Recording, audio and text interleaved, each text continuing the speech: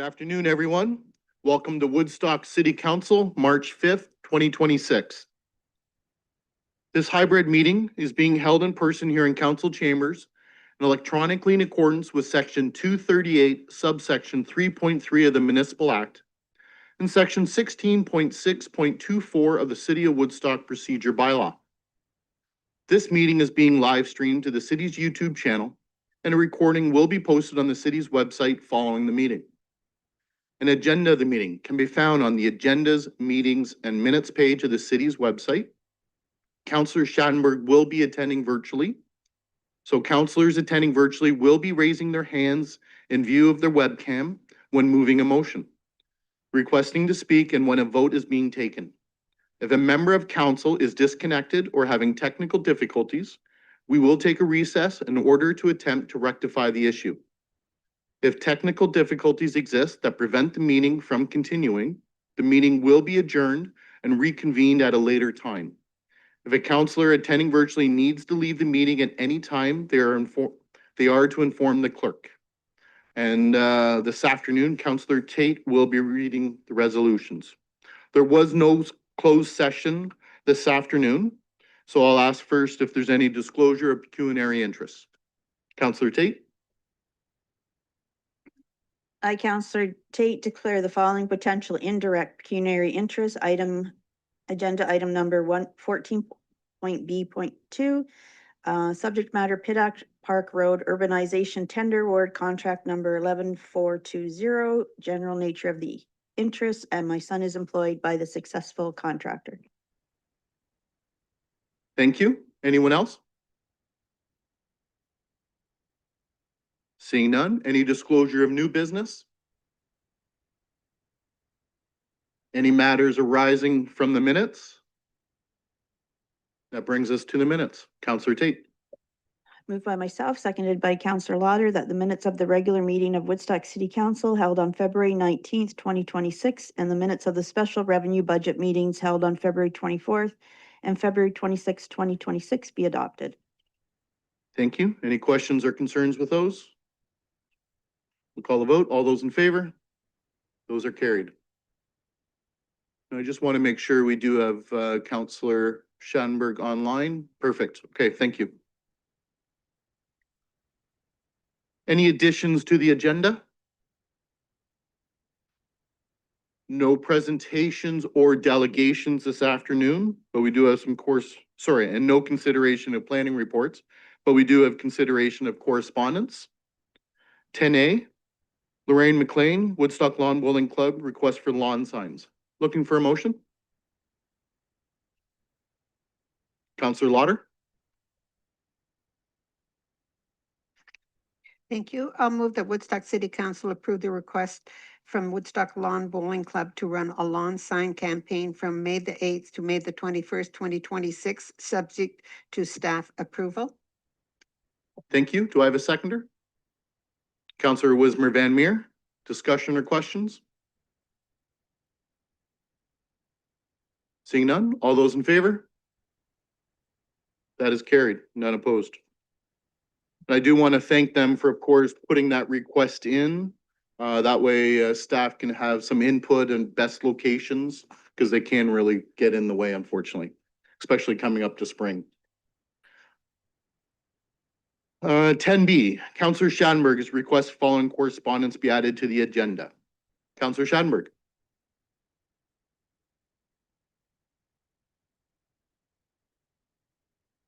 You're on mute, Councillor Schattenberg. Thanks. Whereas Life Labs has announced its intention to close its Greater Sudbury laboratory and the transfer of medical specimen processing from Northern Ontario to its laboratories in Southern Ontario, and whereas the Greater Sudbury laboratory provides essential diagnostic services to communities across the Northern Ontario region, including urban, rural, and remote municipalities, and plays a critical role in ensuring timely and reliable medical testing for Northern residents. And whereas patients with chronic illnesses, newborns, long-term care residents, and individuals of life-sensitive medications depend on predictable laboratory turnaround times to support critical decision-making. And whereas transporting medical specimens long distances to southern Ontario increases the risk of delays, specimen degradation, and retesting, particularly during frequent winter highway closures, potentially jeopardizing patient outcomes. And whereas Northern Ontario is already experiencing shortages of healthcare professionals, and the closure of laboratories further undermined regional workforce stability, training capacity, and recruitment and retention efforts. Therefore, be resolved that the Council of the Corporation of the Municipality of Wawa call on the Province of Ontario and the Ministry of Health to take immediate action to ensure that essential medical laboratory services remain accessible within Northern Ontario, including retaining local laboratory processing capacity in the greater Sudbury region, and be it resolved that the province be urged to ensure reliable, timely, and medical appropriate laboratory turnaround times for Northern Ontario patients, recognizing the unique geographic and climatic challenges of the region, and therefore be resolved that the province be requested to protect and support the Northern Ontario healthcare workforce, including medical laboratory technologies, by preventing further service centralization that disproportionately impacts northern communities. And be it further resolved that copies of this resolution be forwarded to the Minister of Health, the local members of provincial parliament, FON, OM, AMO, and Roma. Thank you. Is there a seconder on the motion? Councillor Lauder? Discussion? Councillor Schadenberg, would you like to speak to that? Yeah, just as an example, I had to get an X-ray done myself in the last little while. I went to the Woodstock Diagnostic Center, that's brand new officer on Montclair behind the Walmart and whatnot. And I'm thinking, well, is that possibly another service that's getting downloaded or taken away from our hospitals and moved to other locations outside? I know the Diagnostic Center used to exist on Ingersoll Ave at a different location. This is a modern location, but at what point in time are the medical services getting sent outside of the actual Ontario Healthcare Board and the greater Sudbury area to have testing of moved to Mississauga and Toronto, and the transportation therefore of medical specimens that far away? I read a story in the Sudbury Star, and I saw some comments from the Medical Laboratory Professionals Association of Ontario as well. They're really sort of said that this was a negative idea to start sort of decentralizing or moving things that far outside of Northern Ontario into the GTA area for all the tests to be done there first. And timing is probably the most important thing in the healthcare profession if you want to get results fast. Yes, thank you. As seconder, would you like to speak to that, Councillor Lauder?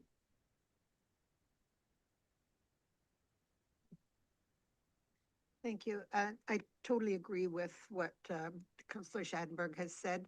I think it's terrible that to take this service away from the north.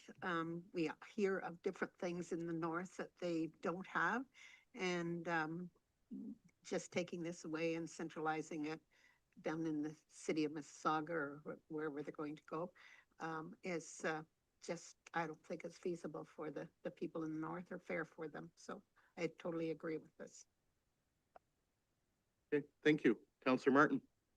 Yeah, just some clarification. While I support the correspondence coming from the municipality of Wawa, I'm curious what the actual resolution is that's in front of us, because it sounded to me like what was read was Wawa's resolution, and there probably should be something that's specific to Woodstock, whether we're supporting it, endorsing it, considering it. That was just brought to my attention as well by the clerk. So we'll actually do a motion there. Councillor Schadenberg, do you have that motion to read? No, I don't. No. Somebody.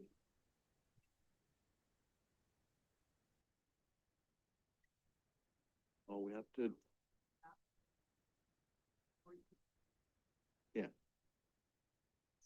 Yes.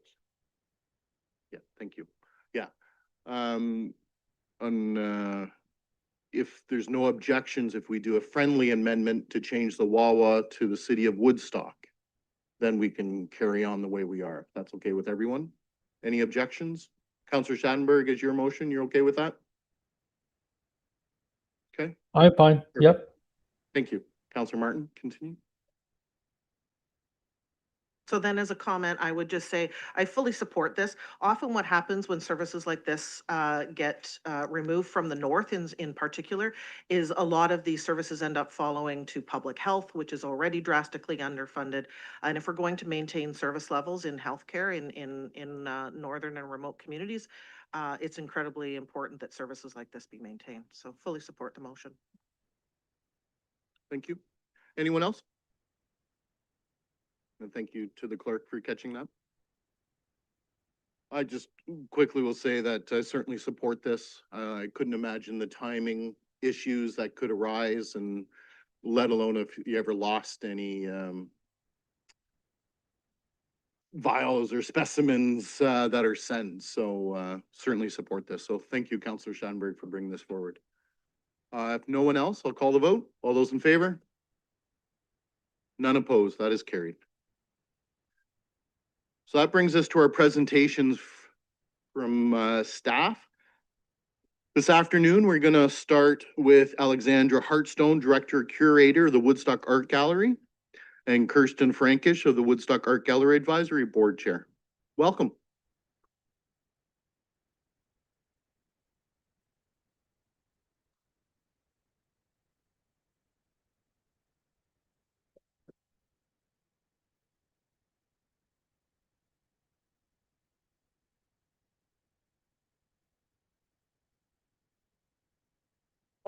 And members of the public. My name is Kirsten Frankish, Chair of the Woodstock Art Gallery Advisory Board.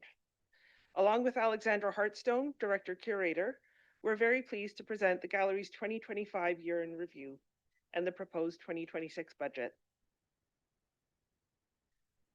I'd like to begin by highlighting several notable achievements and challenges from the past year. For achievements, in 2025, we digitized 88% of the permanent collection, bringing us to fewer than 300 artworks left to complete.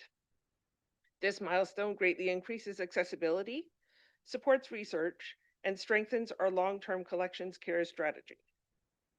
The number of public events hosted by the gallery increased by 67%, bringing in more than 800 additional visitors. These programs continue to build momentum and deepen community engagement. Through strategic initiatives, the gallery's rental revenue more than doubled compared to 2024. This demonstrates both increased demand and our commitment to diversifying revenue streams. Philanthropic revenue increased by 28%, which we attribute to focused fundraising strategies and targeted campaign objectives. For challenges, securing corporate sponsorship continues to be challenging as businesses adjust to marketing budgets and navigate increasing operational costs. This mirrors national trends across the arts and culture sector. The transition from the former director curator to the interim to the current was handled with diligence and professionalism. While operations remain steady, the combination of leadership changes and board turnover present challenges for staff capacity and long-term planning. Our storage vaults, particularly rack storage, are reaching capacity. While we are optimizing existing space, the gallery must now collect extremely selectively, and we cannot accept large sculptures or oversized works. Expanded or reconfigured storage will be essential to sustaining responsible collecting practices.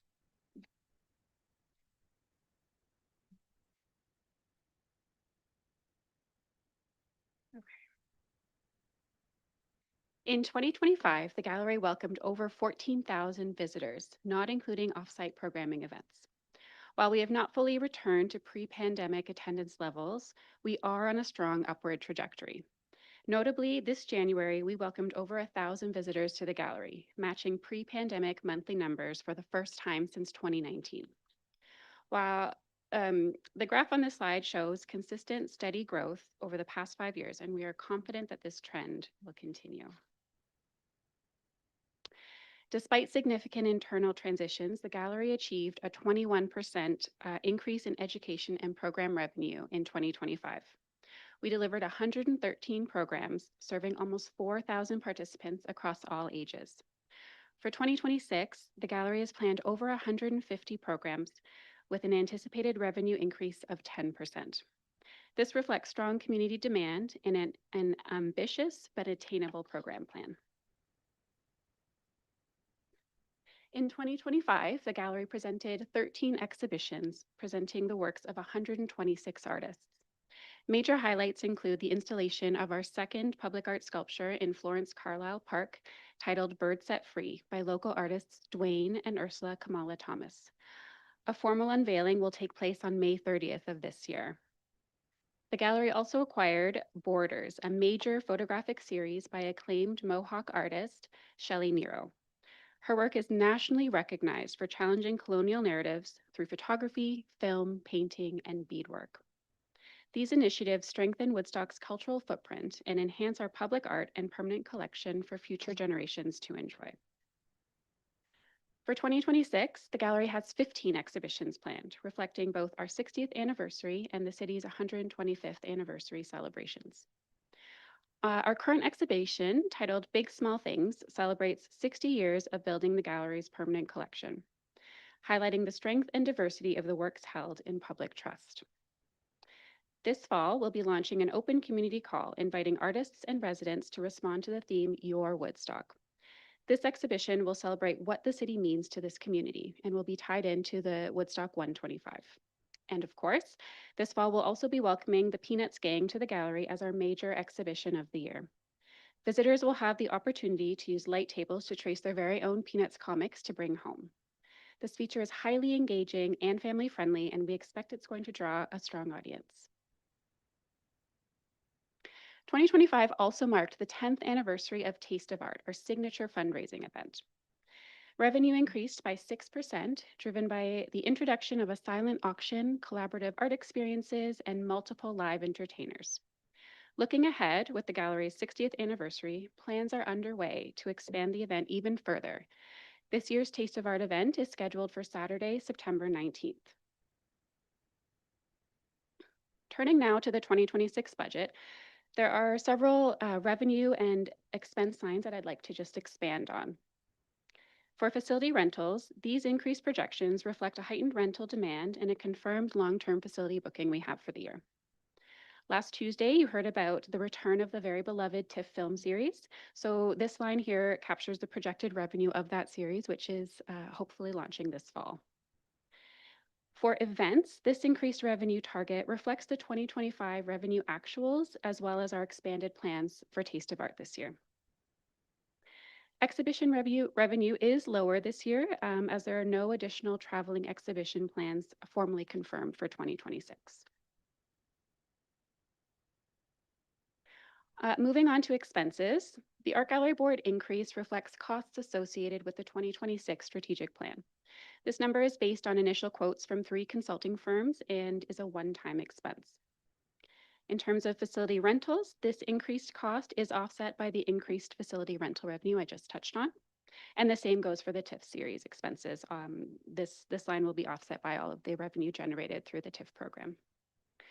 Both exhibition transportation and exhibition travel and accommodation lines have been increased to reflect international shipping costs and related presentation costs associated with the upcoming Peanuts exhibition in October. And again, these are one-time expenses.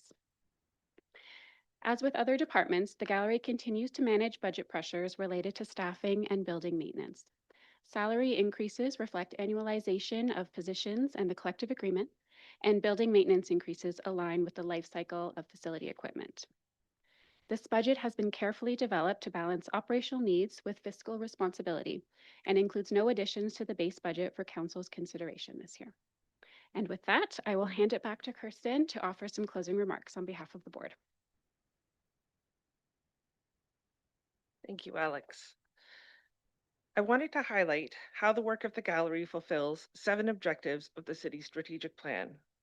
The development of the Reeves Creative Hub on the 4th floor will help continue to fulfill these important objectives.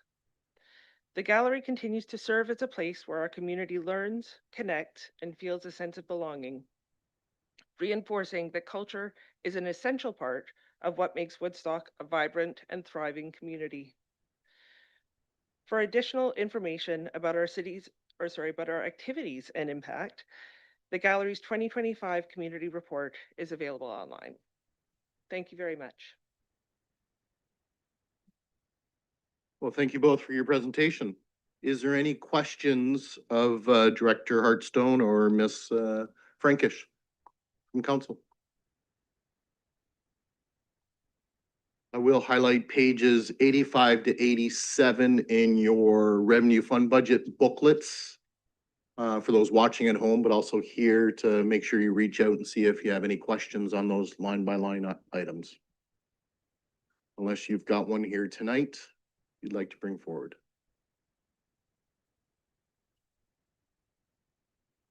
Seeing none, I do have one question. Okay. In reference to the Reeves 4th floor. Any timelines on opening? So this point? we just went to to tender on Monday, and we just had about 50 contractors in today to have a look Wow. at the 4th floor. So things are going really well. So we're getting close. Yes. Excellent. Well, I'm really excited with the TIFF film program and of course the Peanuts exhibit. I can't yeah. wait to see it. So any questions before? Councillor Lauder? Thank you. No question, but a comment, and I just want to thank staff and the board. And as has been mentioned, there's been some board member changes or places we need people. The ones that left was not because they didn't want to be there. It was because they had spent their time and it was time for them to move on. So we are looking for more board members at this time. So thank you. Excellent. Anyone else? Councillor Martin? Just a quick question on page 86. And there's always a reason for some of these anomalies on what we budget and what we actually do. Under building repairs and maintenance, so 0308, we budgeted 45,000 last year, but spent 61, but we're still just budgeting 49. Was there something unique that happened in 2025 that was significantly above the budget, but we don't think will happen again this year? Through your worship, to Councillor Martin's question, we had a few cooling units that needed to be completely replaced. So those were not kind of planned for. They just sort of died. And so that definitely was related to that increase in cost there. Okay. And then one follow-up on page 85, the 831790170 art gallery board. Budgeted 16.5, but spent 1,600 and budgeting 38,000 this year. What is that line? Through your worship, to Councillor Martin's question. So as I had mentioned, this year is our 2026 strategic plan. And so the expenses for the strategic plan flow through the art gallery board. So I have been in touch with 3 different consulting firms and have spoken with a few other municipal spaces. And so that number is directly linked to those funds. Okay, thank you. I had the same one highlighted in my book here to ask you. Anyone else? Okay, thank you. Thank you. Yeah, no resolutions required as this item will be dealt with as part of the budget revisions and approvals at the March 19th, 2026 regular council meeting. So next up, I would like to welcome CEO Lindsay Harris of the Woodstock Public Library and Marianne Silverthorne of the Woodstock Public Library Board Chair. Welcome.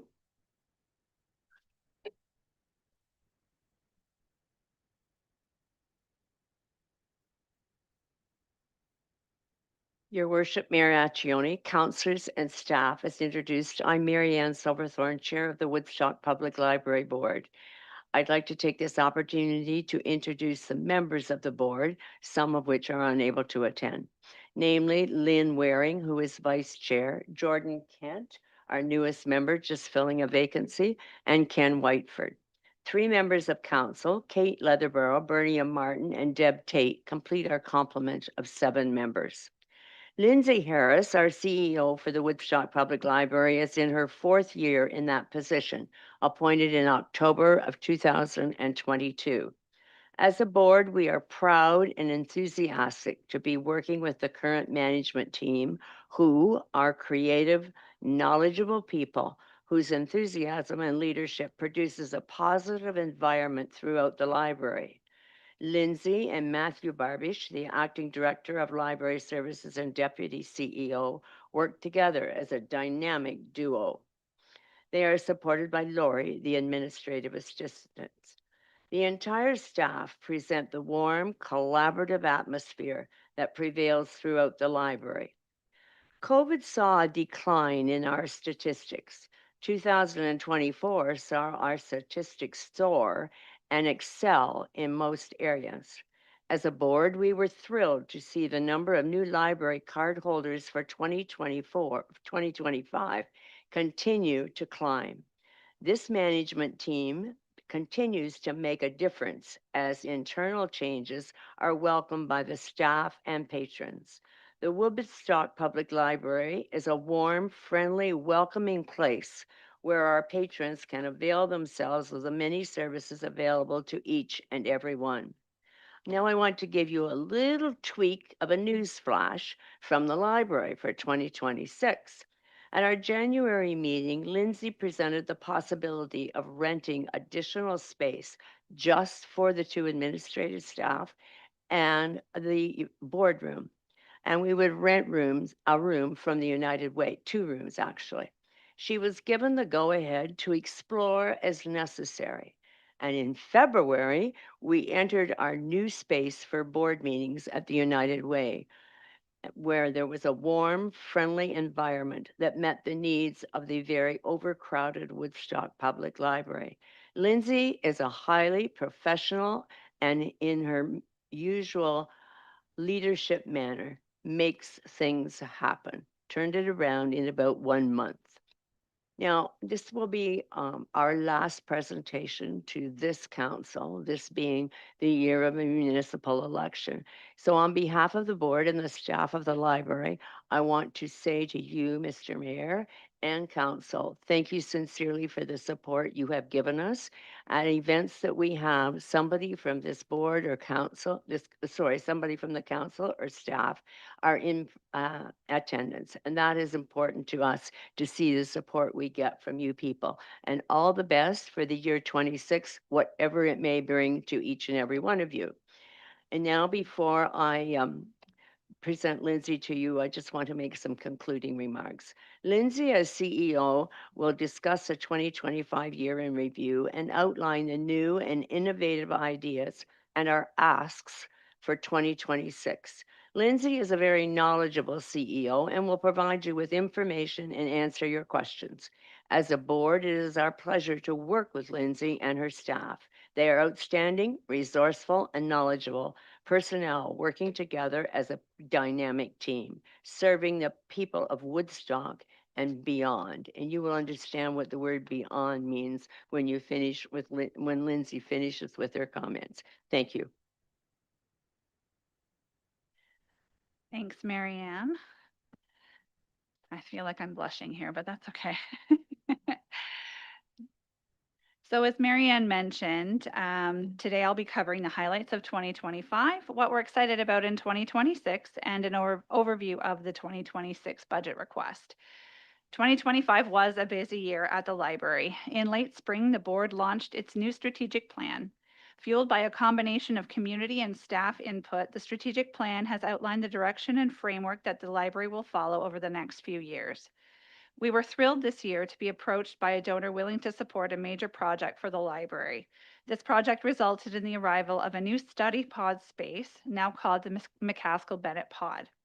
This quiet study and meeting space has been a request from the community for many years, and we were thrilled to bring this now heavily used project to fruition. Other highlights for 2025 included launching Press Reader, an online resource providing access to hundreds of local, national, and international magazines and newspapers for our community. We also partnered with CBC's Street Sense program, bringing financial literacy programming to teens in Woodstock, reimagined our social media presence to significant success, and capped the year off by signing a major partnership agreement with the Oxford County Library System, allowing residents of Woodstock to get a free library card at Oxford County Library and vice versa. 2025 saw a 9% overall increase of library use, bringing our overall uses to 1.99 million. I really wanted to say 2 million, but it's 1.99 million. That'll be this year. So almost 2 million uses in 2025, and that is not something that has been seen since we peaked our library usage just before the pandemic hit. With almost 2,000 new library card holders joining the library in 2025, we also saw a corresponding increase in items borrowed, program attendance, and more. We do expect the number of library card holders to continue to increase steadily throughout 2026. We've already had 287 new registrations in the first 2 months of this year, including 36 new card holders on a single Saturday in the middle of cold old February. Halfway through 2025, we welcomed a new position into the library facilities manager. We were thrilled to be able to hire from within for this much needed position, and happiness with improvements to the library facility have been relayed to us numerous times by members of the public since this change was rolled out.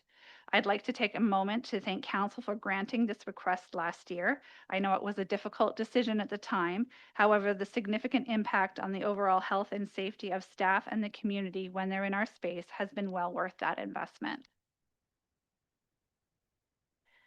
The library continues to provide excellent and creative programming to our community. 2025 featured some new and recurring favorites, including Read with a Wrestler. You can see wrestler Cody Diener in the photo up on your screen. Free Comic Book Day, an incredible Oxford Reads Gala with Ted Nolan, which I know a number of you were in attendance, and an increase in STEM programming for children, alongside annual literacy initiatives such as our summer reading program. What matters most about our past year is the impact on our community. Our patrons continue to provide us with feedback on their relationship with the library, and we are often humbled by the value they place on us as their community hub. These are some of the comments we received from our community throughout 2025. Our patrons said, "I call the Woodstock Library my second home. Enough said, the library is very rich in a variety of resources, and the staff is beyond super knowledgeable and helpful. Thank you, everyone." The Woodstock Public Library is one of the best things about living in Woodstock. The best thing is that every person on staff is very nice and helpful. My experience was very positive and encouraging. I absolutely appreciate all the effort on our behalf by the library staff.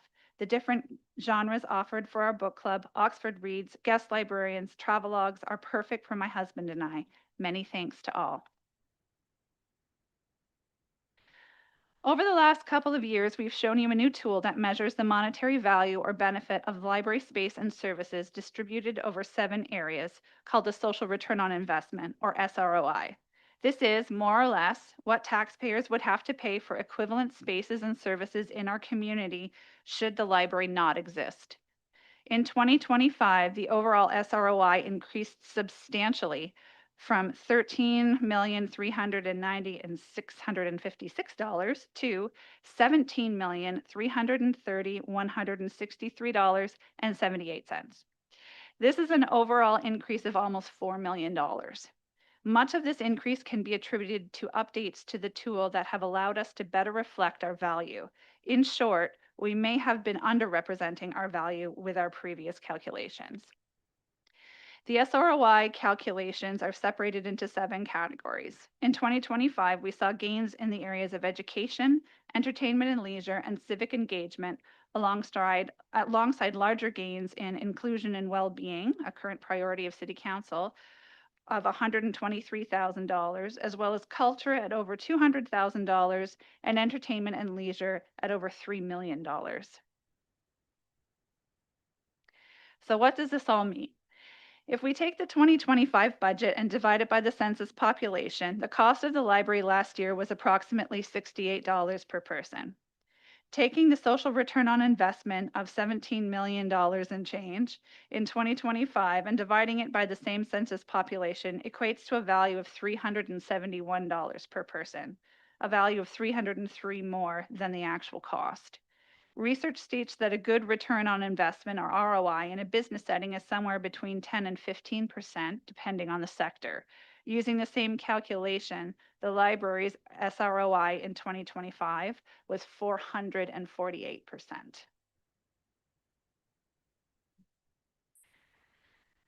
So here we are in March already, and 2026 is shaping up to be a busy year as we implement projects and services directed by the strategic plan. Projects aligning with the spaces and services priorities in the strategic plan include a mini refresh of the flex space adjacent to the children's area on the main floor, rolling out our 3D printing and makerspace services, refreshing our food insecurity initiatives, as well as beginning a study into the services we provide to our homebound community. In our programs, collections, and marketing priorities, we plan to expand adult technology training, including programming, learning about artificial intelligence. We are also working on creating collections efficiency solutions using resources we already have access to, as well as engaging in a review and potential update to our website and enhancing patron communication methods. We have several operational initiatives taking place in 2026 as well. Later this year, we hope to begin development of a staff SharePoint site, which will allow better communication and faster access to information and resources for staff in a centralized, secure environment. In addition, we are undertaking 3 facility projects this year. First up will be a backflow valve installation later this month, which unfortunately will require the library to close for 4 days as we will not have any water and therefore cannot be open to the public or staff. The second project is the replacement of the rooftop air conditioning unit, which we hope will occur in late spring. The existing equipment managed to limp through last year's scorcher of a summer, but we are not confident it will survive the upcoming season. We do not expect an impact to service levels for this second project. Lastly, we have learned that much of the lighting we currently have in the library uses older technology that has replacement parts that will soon no longer be produced. To address this issue before it becomes critical, our facilities manager has created a plan to slowly change over the affected lighting over the next few years, taking advantage of current government financial initiatives to assist in funding this project. This year, we will be tackling the library's foyer and meeting room. We expect limited impact to the library service for this project and anticipate that in the long run, this project will have a positive impact on our electricity and maintenance budgets. And on to the topic at hand. Details on the proposed library budget can be found on pages 109 through 111 of the budget booklet. This year, we are not asking council for any additions to base budget. We have built a strong foundation over the past couple of years with staff increases and do not require further staff at this time. Most of the projects being undertaken in 2026 have been funded by capital budget investments or plan to be funded within the revenue budget and/or grants and incentives the library is pursuing. That said, the cost of everything, as you know, has continued to rise each year. The factors affecting the 2026 budget have not changed significantly since previous years. Contractual obligations for staffing costs attribute to the largest portion of the increase this year, as well as increasing costs to basic office and maintenance supplies and increases to utilities. The library also remains committed to the support of our community through the growth of our programs, outreach, and staff development, and fees for these initiatives continue to rise as well. We acknowledge that our community continues to struggle through difficult economic times and are committed to provide space, services, and support for our community as best we can. While the library has reallocated resources and reduced expenditures where feasible in creating this year's budget request, we do still have an overall increase asked to the base budget for 2026. The additional $229,306 increase over 2025's budget will allow us to continue to support Woodstock residents by providing exceptional library services, creating new and engaging spaces, services, programming, and community connections. Thank you so much for taking the time for this presentation, and I'd be happy to answer any questions. Okay, thank you. Any questions of CEO Harris or Ms. Silverthorne on her presentation? Counselor Lauder. Thank you, and thank you for all your presentation. Just a question that I have on page 110, and it's 1,836100383, and it's for consultant services. And I know there's a reduction there, but there was consultant services of 103,870 in 2025, and I just wondered what the consultant services are. Through the mayor to the councillor's question, we are very fortunate to have a partnership with City IT, and one of their staff members are assigned primarily to the library. So that line has mostly to do with the salary costs for that individual, and then anything else that may come up over the year. So it's come down a bit this year. Thank you, and I remember approving that, so thank you. Counselor Shanberg. I'm not sure of a question here, maybe just 3 comments. First of all, your staff is extremely helpful. Doing some research, for example, on the Woodstock Sports Wall of Fame, getting help with the microfilm and so much other information that the library has that I'm not so sure people realize the wealth of information that is there, and the wealth of information is between the ears of all the staff members as well. One thing I'm kind of concerned about or questioning about though is how do your attendance numbers go up when my daughter's away at university? I'm not so sure how that how those numbers conform. But secondly, I did want to mention that CD Saturday is coming up at the library on Saturday, March the 14th. Maybe a shameful plug from the Woodstock Environment Advisory Committee. March the 14th from 11 until 3. Plant Rescue, Oxford County Trails Council. What's going to be even interesting is a landscape artist will be there this time around too. So it's going to be another great event that the library's hosting. And the library's got a committee inside. Of course, the Environment Advisory Committee is well organizing, and it's a great event always. Thanks a lot. Thank you. Okay, thank you. Counselor Wismer Van Meer. Through you, your worship, to the CEO, I have a question and it may have been in the presentation, so I do apologize if it was. It's on page 110 and it ends in 0393, the purchased services. So that's increased quite a bit. We had 2,000 budgeted last year, used about 1,100, just under 1,200, but it's up to 10,000 this year. So obviously there's reason for this. I was just wondering if you might be able to dig a little bit deeper into that for us.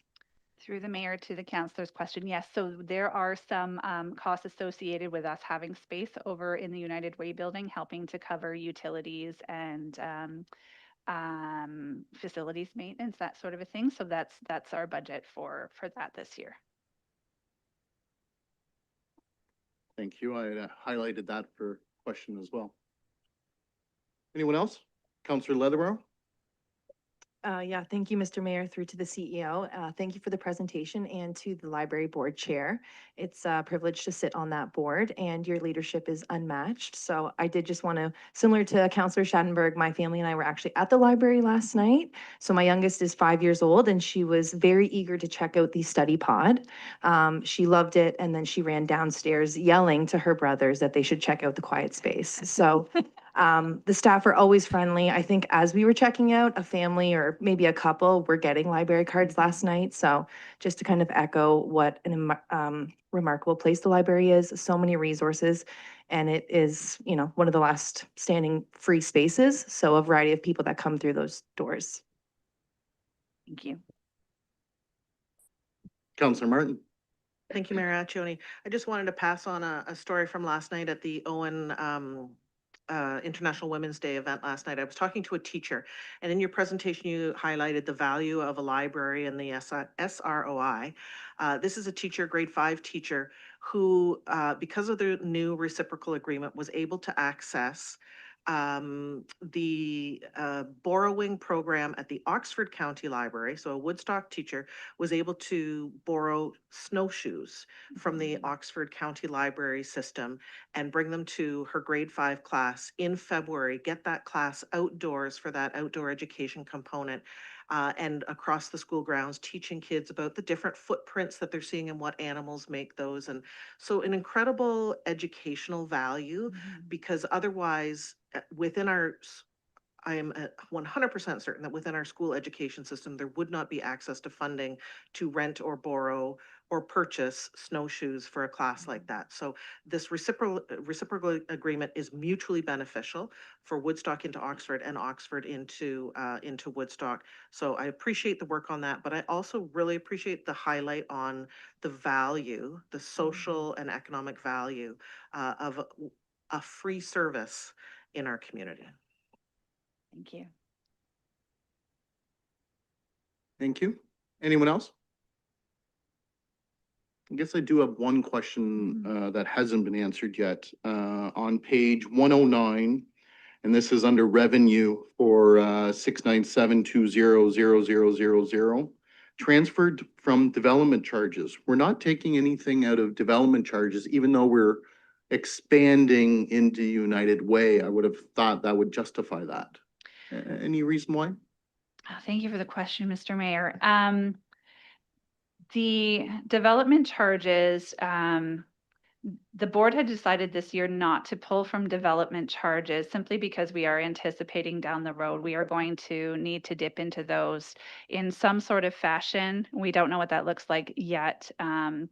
As you know, the library is quite small for our city, and the city is growing very quickly, and we do anticipate some sort of a capital project in the future that we would prefer to use development charges without having to request the city go into any debt or that sort of a thing, or at least reduce that impact in the future should we need it to build a new location or to expand services to other areas of the city in a different way. We're trying to plan ahead and as opposed to reactively. Okay, thank you. Thank you. Anyone else? I want to actually give a big shout out again to Maglan Furniture for their McCaskill and Bennett pod again, being at that attendance. Many of us were. Maglan does so much here in our community, and this is just another example of how they're giving back to those. And I really wish I had one of those in my office. If nothing else, thank you very much. Thank you. Again, that was on pages 109 to 111. If there is a question, please forward that off. No resolutions also required, as this is another item that will be dealt with as part of the budget revisions and approvals at the March 19th, 2026 regular council meeting. So next and last presentation for this afternoon to round out our revenue fund budget discussions is Deputy Chief Designate, I guess I can call him right now, Jamie Taylor, as well as Ken Whiteford, the Woodstock Police Service Board Chair. And this, of course, is for the Woodstock Police Services Board. Welcome. Thank you, Mayor and members of council. As you probably are aware, at least the majority of you probably are, the chief will not be making an appearance today. He has a desire to be with a family member that's undergoing a medical procedure in London, and felt that that's where he should be today. So he will not be here. However, we will proceed with a dual presentation between, as you've introduced him already, the Jamie Taylor, the designate deputy chief for the city. And Jamie will be starting his term with in that position on April the 1st, which is not a fool. Yeah, in the afternoon. He was very clear to make sure he wanted to do it in the afternoon, not in the morning of April 1st. Correct. The crowd just got that. I do want to start by acknowledging the members of the police board. I believe all 5 members are actually here today. So So in the gallery is Leslie Farrell, the vice chair, and Daryl Stevenson, the community representative appointed by council, and of course the mayor and Councillor Lauder are the round out the 5 members of the board. We haven't had any change in the composition of the board, but we certainly have had changes in the senior management of the service over the course of the last 12 months. We had a chief retire at the end of August, the former chief, and then we had Deputy Chief Novizic was promoted as chief on October the 3rd. And as I've already mentioned, Jamie will be taking over on April 1st. So this brings me to the budget. We can get that. And this is the chief's presentation. It's we did not tamper with his work, so we're trying to stick to what he originally presented to council a week or two ago. So we could go move on to the. Is this?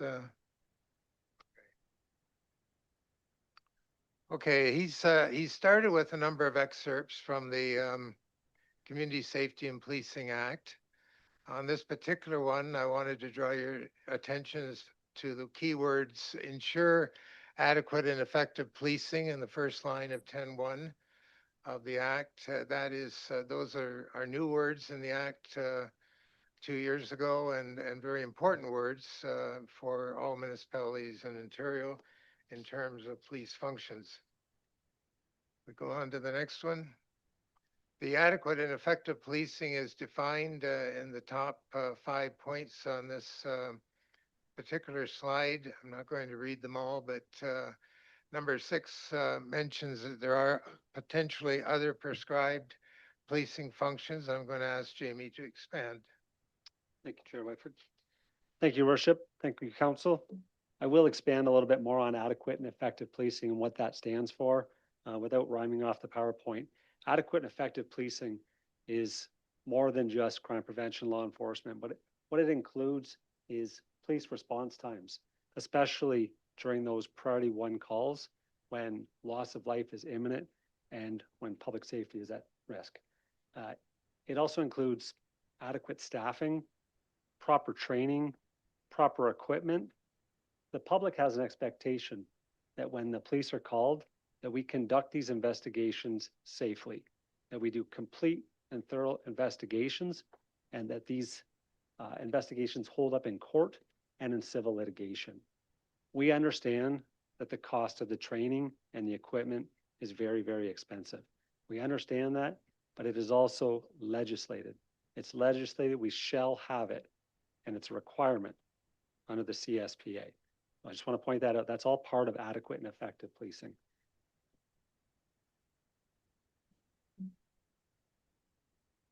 You're going to do 4. So this slide is just simply emphasizing the functions of the police board itself, 3 items that are quoted from the Act, and also explains municipal board finances in terms of the relationship with council and how the police board operates. The next one, strategic plan. We're in the final year of our strategic plan. And as you can see on the right-hand side here, the key initiatives are improved community safety, fostering a culture of collaboration and engagement, and enhancing organizational excellence. And that's what we've been striving for. We will be under the legislation. We do have to prepare a new plan in 2026, and we will be proceeding with that very shortly. The chief has also added a slide here on the strategic priorities of the city itself. And I think the main point there being the number 1 objective on the right-hand side of that slide is that to have a safe community for all residents of the city. And that's what we're obviously here to provide.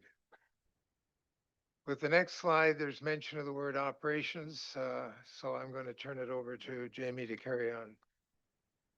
Thank you for that. So this slide here represents our crime severity index. Along the vertical column there from 0 up to 100, this measures the frequency and the severity of crime. And along the bottom row, obviously, is the year 2020 to 2024. And if you notice from 2020 to 2022, there seems to be a steady incline in the crime severity index. Since 22 to 24, you'll notice a steady decline. So what happened in the year 2022? Well, in 2022, the chief requested an additional 10 officers. With the additional 10 officers, we were able to provide more proactive policing. We're more visible in our community, both in cars, on foot, on bikes, really focusing on driving home public safety and building trust within our community. Our officers are doing an incredible job of being out there and being proactive. And you can see by this chart that there's a steady decline. Which leads me into my next slide. In 2025, our officers laid a total of 3,215 charges. Some of these are from the community who have trust in contacting the police to conduct investigations, and some of these are from our officers being proactive and preventing crime from occurring prior to being called. If you look at the violent charges in line with that crime severity index, you will notice assaults, spousal assaults, assault with a weapon. These are all on the decline. There's one up there that shows a 28% increase. That 28% increase is in line with failing to comply with release orders. These are repeat offenders that are committing crime. And these charges are up 28% because we're strategically placing these officers out there and trying to prevent crime from occurring. So we're rearresting prior to these offenders committing crimes in our community.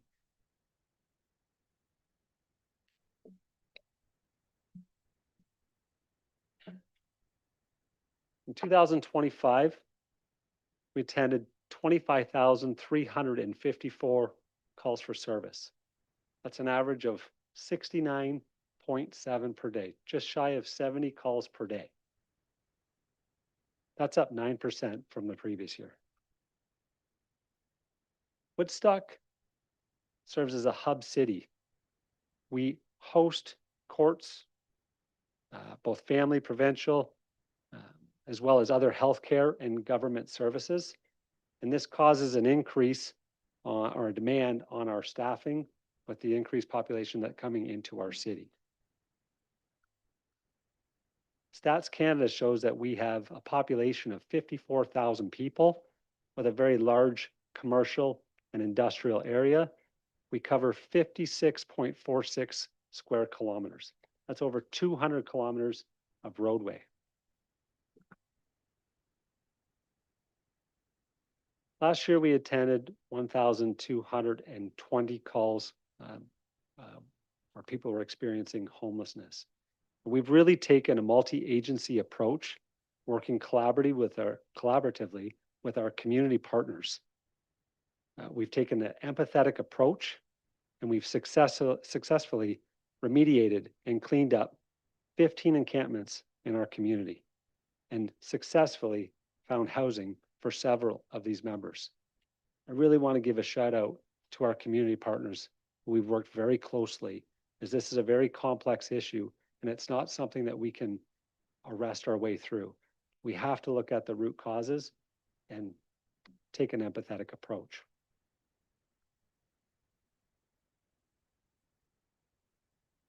This slide represents the difference between our operating and our capital budget. Currently, this budget includes both the operating and the capital. The CSPA says under section 50 sub 2 that we're required to separate our capital from our operating budget. We are working closely with the city to separate our capital for next year's budget. But if we take away the fleet alone is 1.82% of this budget. And that's part of our capital budget. And I can go on about other capital, but just the capital alone for our fleet is 1.82%. And I'll come back to that in a bit. This is probably the most important slide right now. If we go through lines 1 is our labor increase at 765,712. This is part of our collective agreement. It's non-negotiable. It's already agreed upon. Lines 2, 3, 4, these are all fixed rates. Also non-negotiable. We have to have WSIB costs and insurance and benefits. It's part of our collective agreement as well. What we're looking at is line 5 and line 6. Line 5 refers to our CCTV phase 1 operation. We're really dedicated and committed to providing public safety, and this is using some crime prevention through environmental design to set up cameras within our city. And we know that when we're on camera, that deters crime. And we want to keep up with today's modern day policing, deter crime, be proactive, prevent crime before it is committed. This will assist us in several different investigations, included but not limited to missing persons, motor vehicle collisions, auto theft. It also will deter or provide the best evidence for court purposes for crimes like assaults or assault with weapons or robberies. If we capture it on crime, we can bring the best case forward so that we can ensure a conviction in court. Line 6 is our Axon body-worn cameras that's equipped with AI report writing. This is really in line with our member wellness program. As I mentioned on one of our previous slides, that we attend 70 calls per day. Our officers are required to write reports on these incidents. And you can imagine if you're going from call to call to call and have to write these reports before you end your shift, that creates anxiety, stress, burnout, and it also adds overtime because these reports have to be complete before they leave to go home to their families. It's also keeping up with today's modern day policing and is in line with our strategic plan about enhancing technology. These are the costs that really drive the increase of our budget. That's in line with also our adequate and effective policing. These are our comparables. St. Thomas, 22.3%. Cobourg, 20.5%. And you can read the rest of the slide there, but I'm going to go to our budget. 6.62%. This includes our capital and our operating budget. 27,897,204 with an estimated 3.572 in revenues. So if we take the 6.62% and the fleet alone, which I mentioned earlier, was 1.82%, it's actually a 4.97%. And I haven't mentioned all the other capital included but not limited to our radios, our firearms, our 3D scanners, our drones, and I can keep on going, but those are all capital.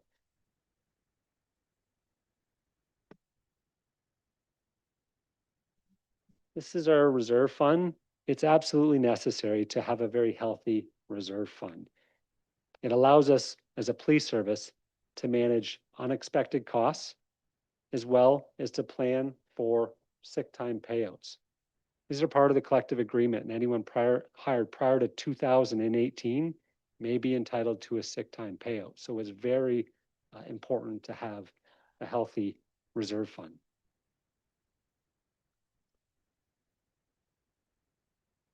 This represents the minimum amount requested in order to comply with the CSPA requirements to provide adequate and effective policing. The chief has been completely transparent and broken down this budget by units. And I'm going to focus your attention to, I'm not sure if you can see the green, but basically the very bottom line. First column is the 2025 budget, second column being the 2026, and the difference would be the third line. So for our court security, that's an increase of $59,807.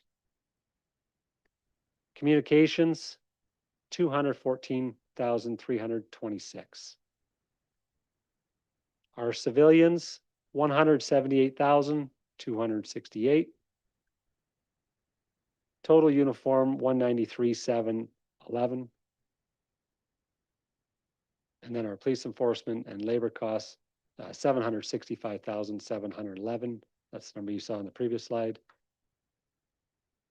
Police service board, $2,000, 321.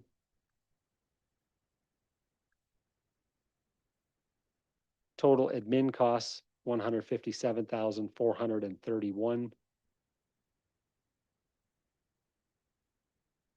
Total gross expenditures, that's $1,240,000, 525. These are the revenues. 3.572 million is what our expected revenues are. In closing, this budget reflects being fiscally responsible. The chief is not asking for any additional officers, both sworn and civilian members. And we recognize the financial pressures that are facing our community. The majority of this increase is bargained into the collective agreement or are required under the CSPA. And I really want to take the time right now to all our members, both sworn and civilian. Your hard work, dedication is what's really drives our success. So I just really want to take this time to say that it's noted and it's truly appreciated. Thank you to all our members. That is our budget, subject to any questions unless. The chief and I just recently had a meeting with some members of the executive of the Woodstock Police Association. And out of that meeting, the association wanted me to extend an invitation to members of council to do a ride along with uniform officers. If you're able, either for a day or an evening or even a few hours. I think you'd find it quite an experience. If you've done it before, you might want to do it again because policing does change quite rapidly over the years, and it's an eye opener. So I just wanted to mention that as a closing comment. Thank you. Well, first off, before I get into question, I just want to thank you both. I know you've been kind of put into this position to present the chief's presentation. I know he's been working on this, so we're just kind of thinking of him and the family. And thank you both. Okay. Jamie did a wonderful job of becoming a budget expert. Yes, we've had in a very short time. So thank you both for stepping up. Any questions? Councilor Martin. I have a few questions, but I'll start out with, you ended off with revenue. And I appreciate that this might be unfair for me to ask because the chief presented a few weeks ago at our Community Safe and Well committee, and he mentioned that there was a delay in receiving some provincial funds. And this happens quite frequently. And then there's a deadline by the time by which you must spend it. And if you don't spend it by the deadline, you have to send it back. And that this happened in 2025. I don't know if you want to elaborate on that or what the impact is when delayed funding. And right, you find out in December that you have until March 31st to spend X number of dollars. It might be on training, it might be on other things, and it's just not feasible to pull that off, and we have to send that money back to the province. It's a very good question. It's a question that we have been asking ourselves too. We're doing our best to get that budget or present that as well as spend that money in that short period of time. But you're right, that is the case. And we're receiving that same complaint from several other services, and we are looking to rectify that issue at the OACP level. So does that, may I follow up?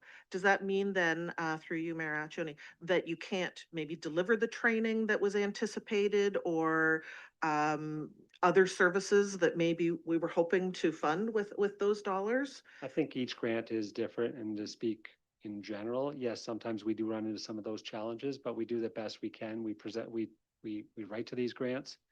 Some we are successful with, and some we aren't. That's why we call them estimated revenues, because we don't know. There's an unknown there. May I do another follow-up?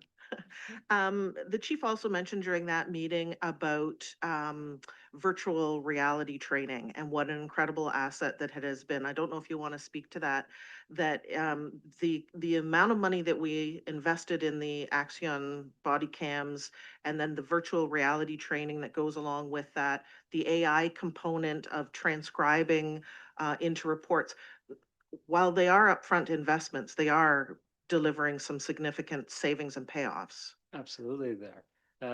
With that virtual reality equipment, it's able to allow us to train for those high risk, low frequency calls that we can't just reenact. An active attacker situation that's all legislated under the CSPA. We can set up scenarios of an active attacker like the Columbine incident many years ago. We can't create that stress and that pressure, and you're actually going in and that fight or flight syndrome.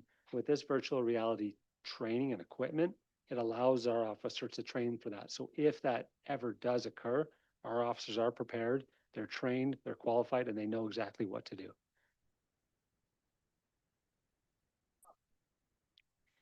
Thank you. Thank you. If I could add to that, I do advocate to the Solicitor General, Kirchner, on a fairly regular basis, every opportunity I have, to the challenges we are having as a police board. And of course, our service, to spend those monies and make sure it's best to the CSPA that we can. Councillor Leatherborough. Through you, Mr. Mayor. Thank you very much for your presentation. I did meet with the chief a couple weeks ago.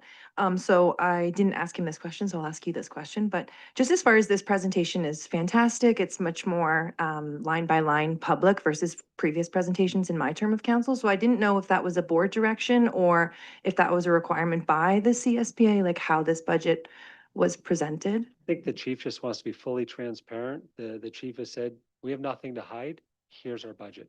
Whatever you want, we're open.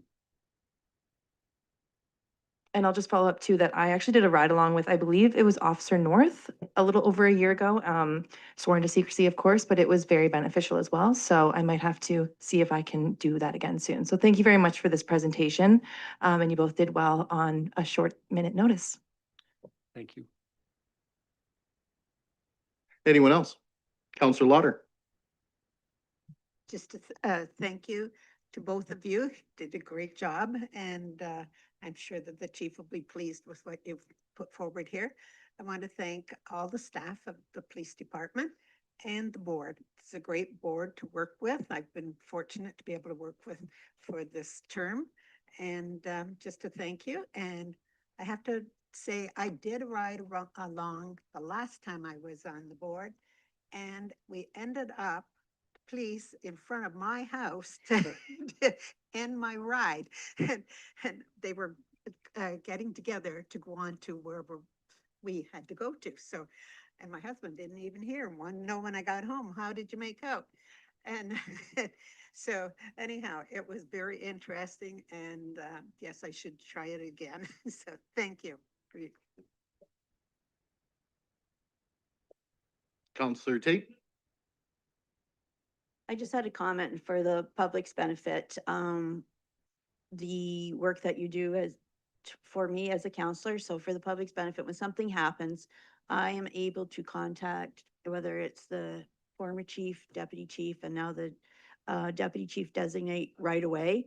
And they're very receptive. I really appreciate that. And usually it gets resolved right away, whether it's just the past weekend with the traffic signals out. So as a counselor, it's very beneficial and it affects the public greatly.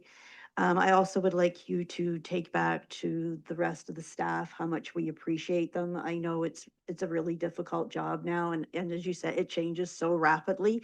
But we appreciate all the work that's done, whether they see it or not from us. We do appreciate it. So thank you. Thank you. Councillor Martin. Thank you. My very last question, through you, Mayor Accioni. I don't think I heard it in your presentation, but I believe it was last year, either early in the year or partway through the year, we made a transition to 911 calls. Oxford calls used to come into Woodstock, and we shifted that. What kind of impact has that had? Because I believe, the police chief told us there's been like a 40-50% reduction in calls that we're handling that we're handling now here at the city of Woodstock. What kind of hopefully positive impact are we seeing on 911 response? I think it has a huge impact in our communication center. You know, the men and women in our communication center, they're working diligently, always answering the phone and multitasking and ensuring that our officers are safe and getting all the information out to our officers so they have that information readily available so that they can plan, assess, and act. It's had a huge impact. Follow up with a comment then. I think 3 times last year, might have been 4, but for sure 3 times I had to call 911 last year. And every single time the dispatcher was compassionate, highly detailed, but also recognizing that it was a stressful situation. So please pass that on. I will pass that on, and yes, they do incredible work. So thank you for that. Yes, and I think this might be an appropriate time to also to send out our thoughts and prayers to not only the Woodstock Police Service family, but to Tricia and Musselman's family directly. One of our dispatchers just recently succumbed to cancer this past weekend. So thinking of everybody at this difficult time. I'd also like to add, I want to thank, and unfortunately, Chief's not here in person to hear this directly, but I want to say thank you to him on not only on a personal level, but working together and really addressing the needs and wants, separating those differences to finally come down to the 6.62% where we started from to now is a big difference. And I just really want to say thank you to all senior staff. Inspector Bex is here as well. A lot of input has gone in from what are needs to bring into what I think is finally a place that is adequate and effective policing, to use the term from the CPA. So thank you. Thank you. Anyone else before I finish up? Seeing none? Okay, thank you. No resolutions also required, as this item will be dealt with as part of the budget revisions and approvals at the March 19, 2026 regular council meeting. And especially in the case of this last one, if there is a question of council, I do suggest sending it to the chief directly and get any information you require. We will be voting on all of these on March 19th is the goal. So please have your questions and debate prepared. Send them off to clerks departments and ourselves, and then let's get ready to vote on this on March 19th. Moving along. Thank you everyone for being here. No mayor's reports, no councilor reports, but we do have some department reports this afternoon. So from Administrative Services, 14A1 2025 tender awards, looking for a motion. Councillor Tate. I'll move that Woodstock City Council receives the 2025 tender awards report as information. Thank you. Do I have a seconder? Councillor Wismer Van Meer. Discussion? I'll call the vote. All those in favor? That is carried. Now I do not, there we go. Okay, thank you, Councillor Schanberg. Next up, 14A2, expenses not included in the 2026 preliminary revenue fund budget. Looking for a motion? Councillor Wismer Van Meer. I move that Woodstock City Council approve the report regarding expenses excluded from the 2026 preliminary revenue fund budget. Thank you. Do I have a seconder? Councillor Tate, discussion or questions? Seeing none, call the vote. All those in favor? None opposed. That is carried. Next up from engineering, 14B1, amendments to traffic bylaw. Looking for a motion. Councillor Lauder. Thank you. I'll move that Woodstock City Council refer the amendments to traffic bylaw 8021-04 report to the bylaw section of the agenda. Thank you. Second by Councillor Martin. Questions or discussion? Councillor Schanberg.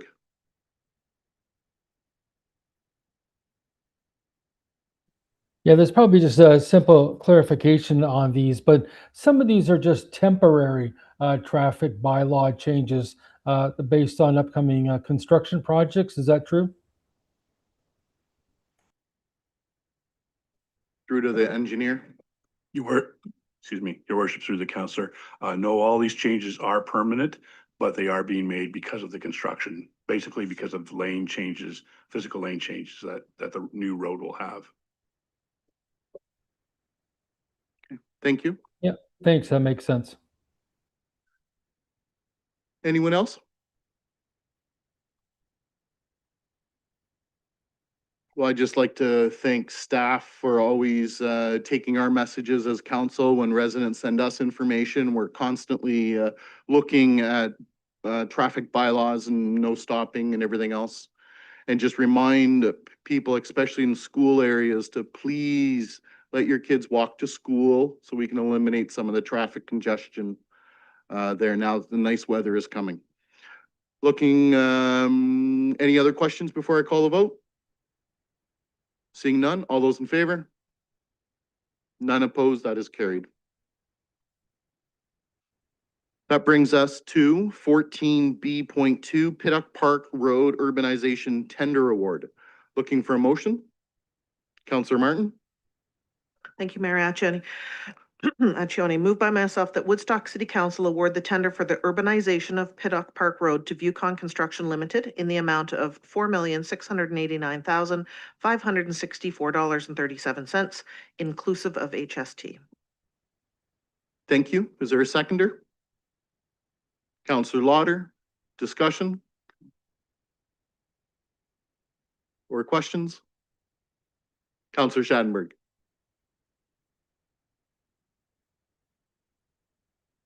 I guess my question through to engineering on this one is, I see what the explanation is of the total urbanization of Pittock Park Road goes, but what's sort of the phase one or the initial phasing to do with the Pittock Conservation Area? There's an additional item in there as well. Can you do an explanation on that for those watching? Your worship, through the councillor, yes, the project is being divided into two phases, basically so that access to the public can be maintained at all times. Access for the public to the UTRCA grounds can be maintained at all times. Normally during a construction area, an active area, it's only available, only the public should be allowed through. That is why we are restricting the contractor to only working either north or south of the entrance, and that way there will be a public access to the conservation area. Good question. Thank you. Anyone else? Call the vote. All those in favor? Councillor Schattenberg, you still there? Okay, thank you. Nothing from cultural services, but we do have Parks and Recreation, 14D1, Park Snow Plow Blade, I'm sorry. Looking for a motion? Councillor Tate? I'll move that Woodstock City Council approve the sole source purchase of an HLA snow plow blade, undermount wiring and hydraulic attachments for fleet project equipment 00108 for the amount of $26,827.93, exclusive of taxes from Premier Equipment Limited. Thank you. Seconded by Wismer Van Meer. Councillor Wismer Van Meer, I'm sorry. Yeah. I don't think I've ever done that, have I? Sorry about that. Yeah. Any questions on that? Seeing none, I'll call the vote. All those in favor? None opposed. That is carried. And from Economic Development, 14E.1, we have a couple. Proposed sale of city-owned industrial land to Stigterstall Canada Real Estate, Inc. Looking for a motion. Councillor Schanberg.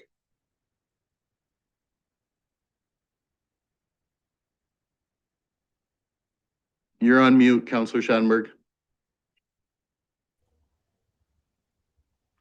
The Woodstock City Council authorized the mayor and the clerk to sign an agreement of purchase and sale with Slickerstall Canada Real Estate, Inc. for the purchase of approximately 2.5 acres of city-owned industrial land on Allier Street, and that the necessary bylaw be read. Okay, thank you. Do I have a seconder? Counselor Leatherborough? Discussion? We have someone new here in council chambers. If anybody wants to ask him any questions, put him on the spot. No, this is good news for the city of Woodstock, especially a new business coming to the city wanting some expansion. Who does? Oh, Mark, sorry, Counselor Schattenberg, did you have your hand Yeah, I up? was just going to do just that, Your Worship, is to ask Mr. D'Amelio from Economic Development Office to maybe give us an explanation as to what's going on in Allier Road out there on Petulo subdivision. Your Worship, through the counselor. Sorry, can you repeat that? Was that for in general for the street or this specific sale? No, this specific sale, the fact that the Slicker Steel's one company that's already working out there. Now they've picked up another parcel. Your Worship, through the counselor. Yes, this is an established company, Stigterstall, that's 2 years ago purchased some land out there from the city. They've since built about a 95,000 square foot building out there, and they're occupied. They're in the steel business, so they distribute steel to the marine and mining industries. And this additional land is just anticipating future growth for them, so that they can expand as needed.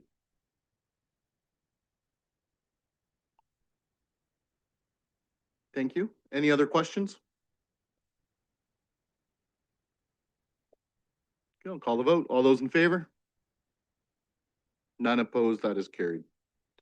Next up, also for economic development, we have 14E2, proposed sale of city-owned industrial land to 2731824 Ontario Inc. Looking for a motion, Councillor Wismer Van Meer. I move that Woodstock City Council approve the sale of 2 acres of city-owned industrial land located at 406 Woodall Way to 2731824 Ontario Inc. and the necessary bylaw be read. Thank you. Seconded by Councillor Lauder. Discussion or questions?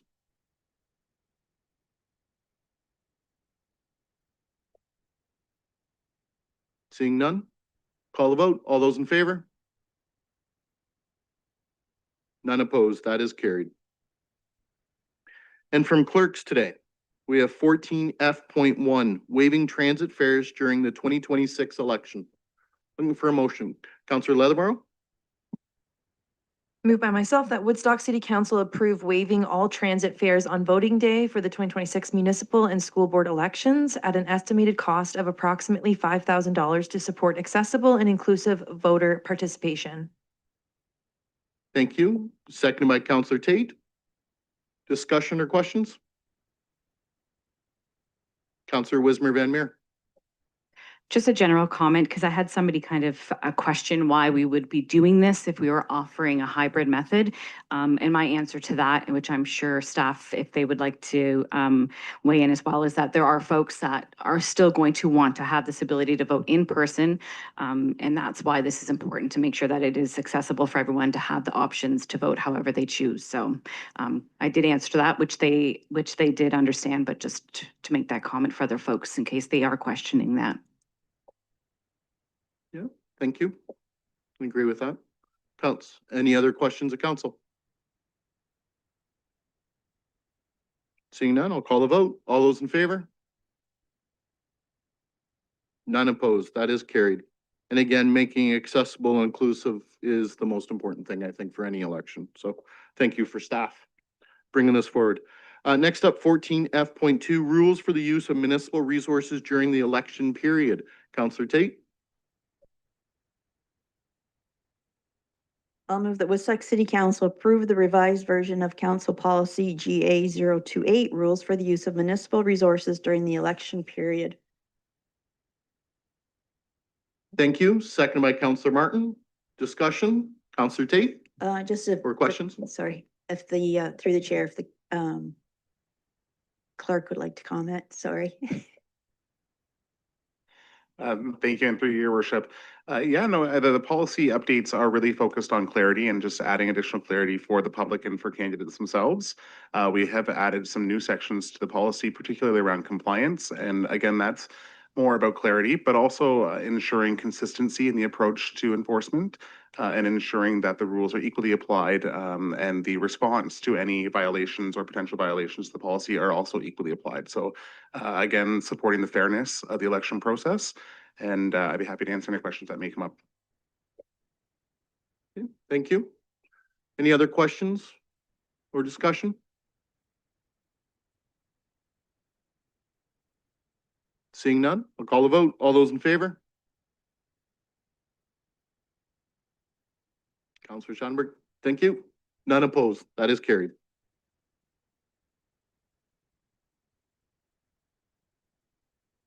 Nothing from the CAO's office, human resources, but we do have fire services in the house tonight. 14E.1, or this afternoon, I'm sorry. Woodstock Fire Department Annual Report 2025. Welcome, Chief Slager. I'll have a motion first and then, sorry. Counselor Tate. I'll make a motion that Woodstock City Council receive the Woodstock Fire Department Annual Report 2025 as information. All right, thank you. And second by Counselor Leatherborough. Now, Chief Slager, sorry. Thank Trying to you. give you extra time. Look at that, eh? Thank you very much, Your Worship. So the report as presented, I'm not going to go through line by line. I'm sure much to everybody's relief. I do have some areas that I'd like to highlight as we go through. So 2025, if we look, when we're looking back, we can look at the overall call volume that we had. Our emergency calls for service, while it did decrease by about 4%, we did have an increase of our total fire loss to $1,524,000 as an estimate, and a total of 144 fire event calls. As I said, both were increased from 2024. Our fire prevention team were able to complete 428 fire safety inspections. We'll kind of go through a brief breakthrough of those later on. This total did include 18 vulnerable occupancy inspections, which are multiple day events. It's an inspection of the facility, and it includes a legislatively required fire drill observation. Our fire prevention staff were also very active on sharing safety messaging at 151 educational events, pardon me, as well as utilizing social media to expand to our audience. We achieved over 179,807 engagements, and we were able to record 2,915,290 views of content that we put out in the 2025. Accomplishments when we're looking through the fire administration aspect of it, the areas that we were quite pleased or happy to report on. In May of 2025, we were able to present the Fire Department Master Plan, which also included our station location study and the City of Woodstock Community Risk Assessment to Council on behalf of Bear Consulting, completed that for us. We also had the dedication of the Woodstock Fire Department Line of Duty Death Memorial at our Fire Hall headquarters on Parkinson Road. And it also included the inaugural installation ceremony recognizing 3 members who have been recognized as a line of duty death. We are also fortunate to receive additional funding in the 2025 year on the second year of the Fire Protection Grant from the Ministry of the Ministry of the Solicitor General. This funds that were received will be put towards completing the installation of a dedicated personal protective equipment storage room at Station 2. We received the first part of the funding for that in 2024 for additional gear. This will allow us to finalize that project. Areas that we're still moving forward with in 2026 as a continuation is the negotiations of the collective agreement with the Woodstock Professional Firefighters Association. Council approved the project of completing our Station 3 design phase only to come up with as we're growth.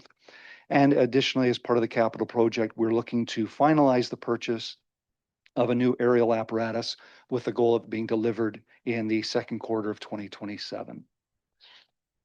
When we move on to our fire training, we have a number of legislatively required courses and certifications that we need to meet.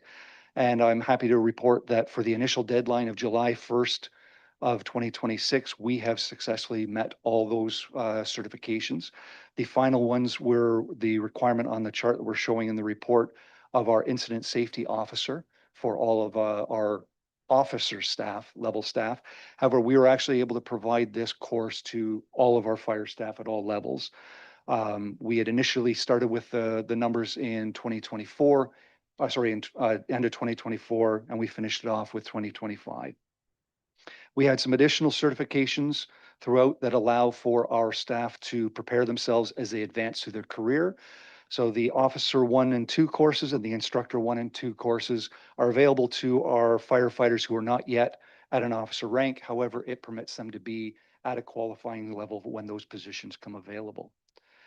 Another area that we were pleased to be have completed with we started in 2025, finished in 2026, is we have 2 staff members now that are certified to be able to provide training of our first aid and basic life safety to our staff in-house. In times past, through the tiered response agreement that we have with Oxford County, we would have this level of training completed by the Oxford Community Paramedic Service. And we'd have to arrange scheduling times with them to be able to get through all of our staff. Having 2 members being able to complete this on staff allows us to be a lot more flexible and address our needs, even if it's down to a single staff member without having to contract that out. We had some advancements through our ranking levels with our firefighters through. We had 1 officer move from an acting rank into a full lieutenant. With that, we had to replace as an acting officer level from there from our first class levels. And then as you can see on the chart that was available or provided, we had numerous advancements of firefighters as they progressed through their career. We're able to showcase the amount of hours and time that go through with this. The study hours we look at, staff have a month's time where they're provided the material to be able to prepare for the course, and then 4 hours to complete their examination. Moving into our fire prevention division, as I mentioned, we have a number of activities that we were able to go through on the educational front. We have a further breakdown of the events that we were able to go through. I'll spare the time of being able to go through each and every one of them. If there are questions, I'm happy to address them as we're there. The connection that we have with the communications department of the city here, they also monitor all of our social media, and that's where we're able to get these numbers that show the engagements, the interactions, and the impressions that we have that are available there. This is quite an interesting bit of data. As you see, we have had a great increase. If you go back to our last year's report, when we look at just the plain and simple, the impressions that we have, having over 2 or close to 3 million engagements based on the information that we're putting out there is quite something. And it's able to show that we are reaching a broad audience with the information that we're able to put out. Our inspection investigation team has been busy with our legislative required complaint request and routine or vulnerable inspection requirements there. 84 complaint inspections were completed. We had 4 requests and 90 routine or vulnerable occupancy inspections that are completed there. The routine inspections would be ones that we tag where it's a type of facility should be recommended to be a regular visit, whether it's on an annual, semi, or biannual, or every 4 or 5 years. This is the area of the program that we're hoping to expand, as was presented to council within the capital or the revenue budget if we're able to add additional staffing. Our business and licensing inspections, those are done in conjunction with our bylaw department for new builds that come, or sorry, new businesses that come through to ensure compliance with the minimum requirements that are there. And our open air burning permits or complaints, we do lump those in together. So these would be people who are either up for renewal, new properties that would need to obtain an open air burn permit, or if we do have a complaint, we do an inspection of the property to ensure that they are still in compliance with. Our occupant load and home smoke alarm programs rounded out there, and as we indicated, 428 engagements that we had from our fire prevention division. When we move on to our suppression, as I mentioned at the beginning, we had a small decline in 2024.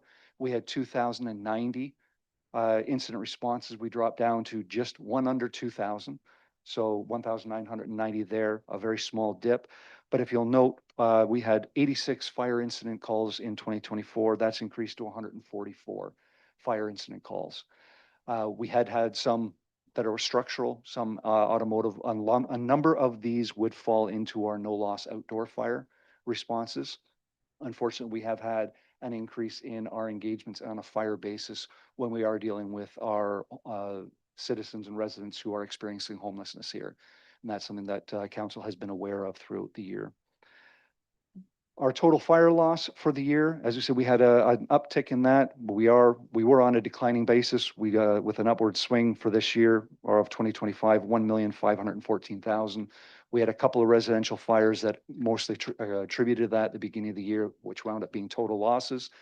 As our property values go up, this value goes up as we're losing the houses with that. So in wrapping up kind of the details with it, we've been quite busy. We're continuing to grow and adapt to the area that we're going. And at this time, I'd like to take the opportunity to recognize the staff that we have there. It's been, as we continue to grow and move through and some of the unique challenges that we're facing as a community going forward, our staff have stepped up, and I do want to recognize the work that they've put into that and the response that they've provided. I wouldn't be here. I wouldn't be able to provide the information that we're going forward if I didn't have the support of them and the good work that they've been doing. So with that, I'll turn it over to questions. Thank you, Chief. Any questions of the chief on the report?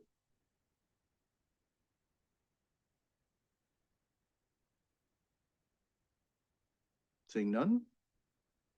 As usual, always thorough, so that is good. Thank you very much. Thank you. All right. Thank you very much for both being here. Looking for a motion. Oh, no, we already had a motion. My apologies. Any further discussion or questions before I call the vote?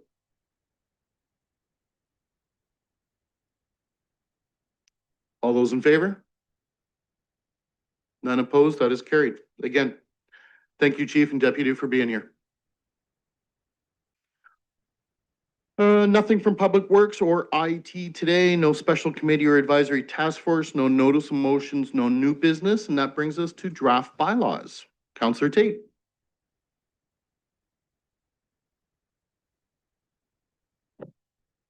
Moved by myself, seconded by Councillor Wismer Van Meer, that the following bylaws be given a first and second reading. 9802-26, a bylaw to amend zoning bylaw number 8626-10 as amended for Huron Street. 980326, a bylaw to provide for the purchase and sale of certain lands owned by the city of Woodstock. 9804-26, a bylaw to provide for the purchase and sale of certain lands owned by the city of Woodstock. And 9805-26, a bylaw to amend traffic bylaw 820104 as amended. Thank you. Any questions or concerns with those? Seeing none, all those in favor? That's carried, none opposed. Councillor Tate. Moved by myself, second by Councillor Leatherbarrow, that the following bylaws be given a third and final reading. 9802-26, 9803-26, 9804-26, and 9805-26. Thank you. Last chance. Any issues with those? Seeing none, all those in favor? None opposed, that is carried. And that brings us to our questions and addresses. But members of council, before we get into the details, I just want to remind, especially those watching at home, you can see all the reports, all the slides on the cityofwoodstock.ca/agendas and minutes on the website. If you have any questions, reach out to your councilors. Today, we're going to start with middles. Councillor Martin. How exciting. Thank you. Just a few things that are on my mind. Coldest night of the year was on Saturday night. What an amazing walk. I felt a little bit, we walked at 1 degree. I think when we started, it maybe went down to -2. It felt a little hypocritical to be walking in such nice weather when we were acknowledging that many people are living outside in this weather. Fantastic turnout. Congratulations to Operation Sharing on a very successful fundraiser. It was just great to see so many people in the community, amazing amazing conversations and questions as we were walking. I also wanted to mention last night was Owen's International Women's Day event. We heard from Allison Henkel as a guest speaker, Janet Summers as a guest speaker, and our very own Councillor Wismer Van Meer as a speaker. There were 154 guests, plus the mayor, the only man in the room. I felt a little bit badly for you at times, but you handled it very well. Councillor Wismer Van Meer, I just really appreciated your honest comments that you made. I learned a lot about you last night, that you have an incredible strength about you and that you are a resilient person. So I just wanted to acknowledge that.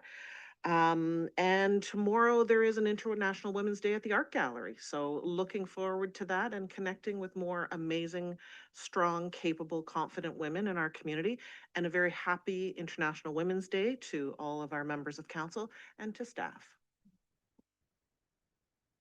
Thank you. Councillor Leatherborough. I'm gonna mix it up. Well, she took all the words, so I hope everybody has a great rest of their afternoon. Thanks. Thank you. Councillor Tate. I want to thank staff again, since we're done our budget meetings, all the work that went into them and all the staff that showed up for the meetings. It was nice to see so many, even the younger ones, show up. And speaking of that, on Friday night, Councillor Lauder, the mayor, and I attended the retirement for the deputy engineer and the head building inspector.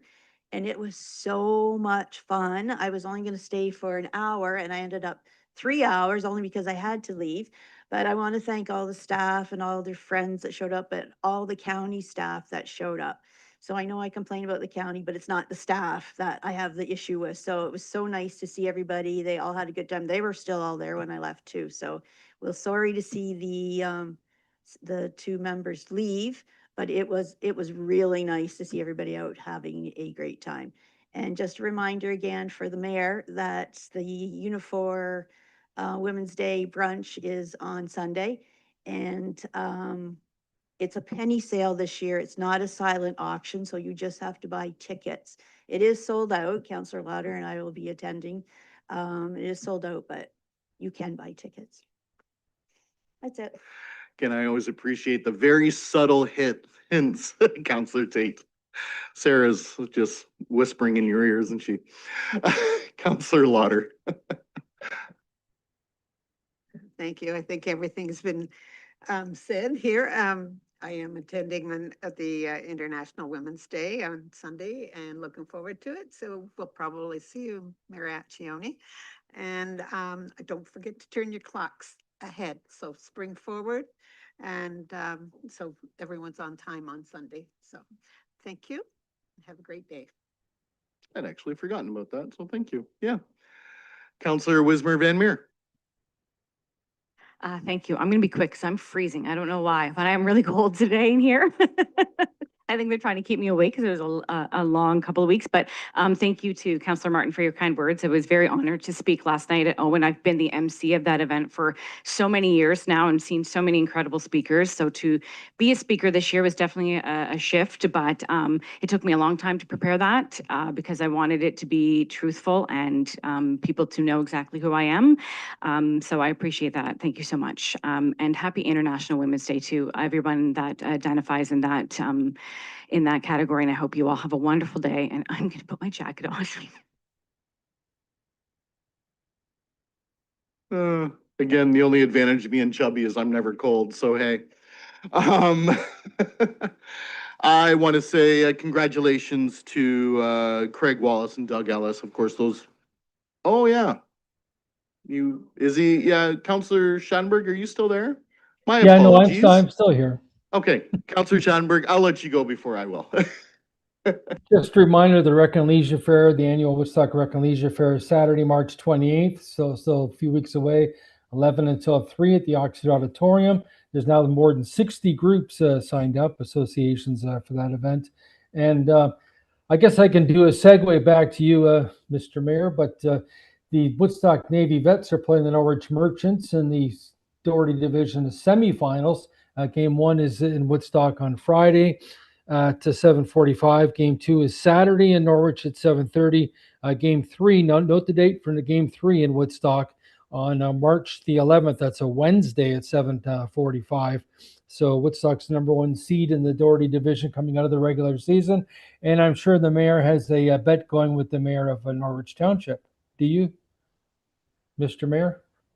I absolutely do. I threw the gauntlet down at Heart FM on Monday that I put the challenge out to Mayor Palmer of Norwich that get ready to wear a Woodstock Navy Vets jersey at our next county councilor or county council meeting.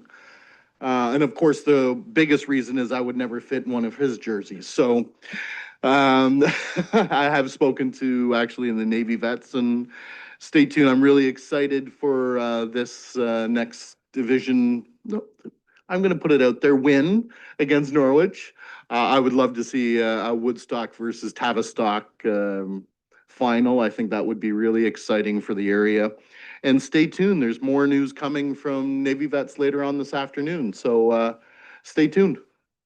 Moving along to Owen, the International Women's Day event was fantastic.